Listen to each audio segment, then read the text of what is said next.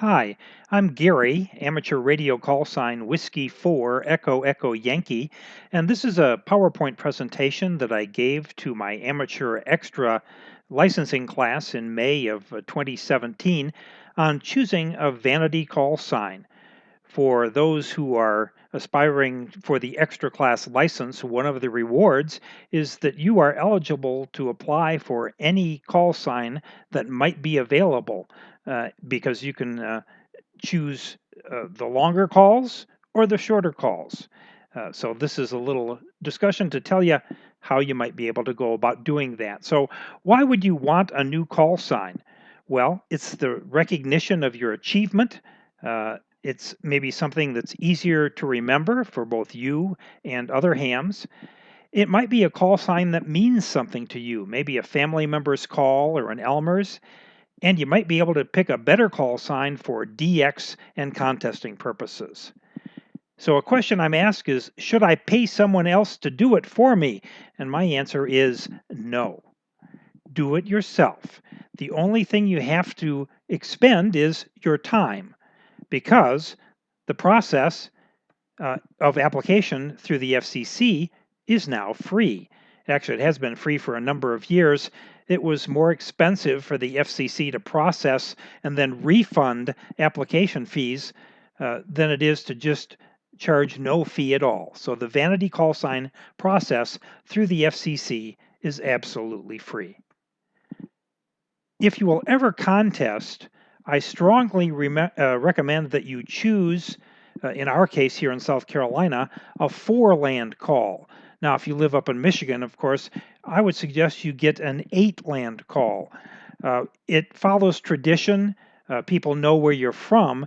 And in the world of DX and contesting, contest logging software has defaults for the various zones that may be used as part of the exchange. And it really messes things up when you have a call sign that is really not where your zone is. So if you live in South Carolina, choosing a four-land call goes a long way in making sure that you get a proper and accurate exchange during a contest. But for those of us who live in four-land, there is a big reason not to choose a four-land call, and this is Florida. Why? More retirees live in four-land than any other, and the demand for shorter call signs, 1x2s or 2x1s, exceeds the supply. So what we have to do literally is wait for someone to pass away before a new short call sign becomes available. Nevertheless, please consider a four-land call or a local call anyway. The best way to do it is to find an available call sign. Maybe you can pick a call sign that others might not desire, but something that means something for you. And if you work CW, Morse code, consider something called call sign weighting. It's a measure of how easy your call sign will be to send and to receive by others. And remember, once you get a new call sign, if you don't like it, you can always change it. The call sign groups are covered in the various licensing manuals. You start with 2x3 calls for technicians. Then you move up to 2x2 calls, which were for the advanced class. We have 1x3 calls, which are available now in many areas for technicians and up. But the premier call signs are the shortest call signs, the 1x2s and the 2x1s. As an extra class license holder, you will be eligible to choose a call sign from any of the four call sign groups.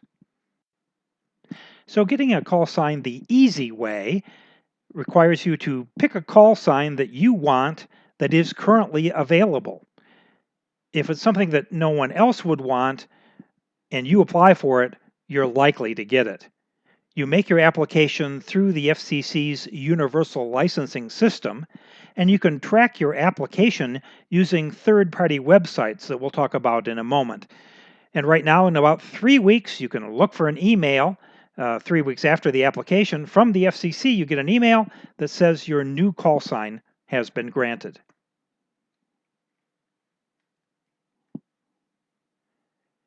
If you have a family member who was a ham who has passed away, the FCC gives precedence to the family of a deceased amateur radio operator to the call sign. The family has 2 years within which to apply for the call sign, and it can be then reassigned to someone. The trick is that you must have a license class that makes you eligible to have that call sign. So if your uncle had a 1x2 call sign in the Foreland area, you must have an amateur extra class license or you won't be assigned that new call sign. Call sign selection the hard way is to choose a call sign for which there is bound to be competition. Here in Foreland in South Carolina, if you're looking for a 1x2 call sign starting with a K or a W or an N, well, there's going to be competition. You can still make application for the call sign through the FCC Universal Licensing System, but my advice after that is pray, because you will be in competition with others. Information about the Vanity Call Sign program is available from the American Radio Relay League at their link here on the picture. Other resources that are available for you to use are radioqth.net, ae7q.com, and of course qrz.com. We'll also talk about fis.co.uk and back to the FCC for some additional resources. So radioqth.net is a very valuable resource in finding what call signs might be available. The Vanity Calls link that's on the main menu on the left will take you to a number of spots where you can find resources to find what call signs are available, what you might want to apply for. An additional website is AE7Q, Amateur Extra 7 Query Tools, and this will tell you about not only call signs that are available, but about the application process. I think this website knows more about the FCC database than even the FCC. And there is a message board, and you can go to the message board and ask questions and receive answers about the process, about the website, nearly anything to do with amateur radio call signs. Amateur Extra 7Q has also the silent key call sign harvesting page where you can take a look and might help you find a call sign that looks attractive to you. QRZ.com also has in their database menu, that's selected at the top of the main page, an expired call signs database. It'll tell you about call signs that are coming available in the next 30 days. And you can also go to the FCC license system, the Universal Licensing System, and actually search on a call sign to see if it has been assigned or if it might be available to you.